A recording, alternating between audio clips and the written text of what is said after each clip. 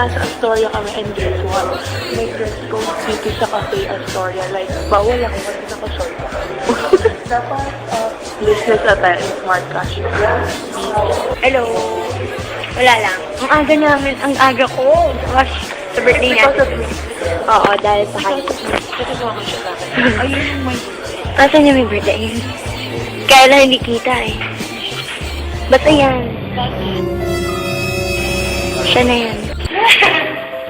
serious. Uy, bakit iba? 3 di ba? 2403 ba? Mas aga. Mga ano, expert. Expert. Sa pagbubukas ng ano. Hirap na hirap. Bakit ayaw? Ano ba to? Mali naman ata. Hello. Jessica, wala na makilala kita, na iba na ang ikot ng mundo. Ikaw ay malaking bagay para kay Tony at Mariel at sa akin. Happy birthday, Jessica! Yes, happy birthday. Wish ko sana lahat ng pangarap mo syempre matupad and I'm blessed na magkaroon ng friend na katulad mo, na lungaret, na kagaya ko rin. And yun, sana magka-boyfriend ka na. My God, ina-argue na yan. Sige na, okay na. Pumapayag na kami. So, yun, wish you all the best, good health, and syempre longer life, and love you. Happy birthday. Okay, happy birthday, Jess. Ayun, parang first time yung birthday ko ulit. Medyo matagal na panahon. Ay, hindi, birthday celebration pala. So, yung trivia, ano nga ba, ang naalala ko lang na trivia tungkol sa'yo is hindi ka nag-shorts kapag natutulog. So, kung naalala mo na natulog ka last time sa bahay namin, wala kang choice kundi mag-short. So, anyway, ayun, at least there's always a first time for everything. Yan, happy birthday. Sana lang, maging masaya ka na. Tapos, sana may love life na for this year. And alam ko, basta dadating din yung someone special for you.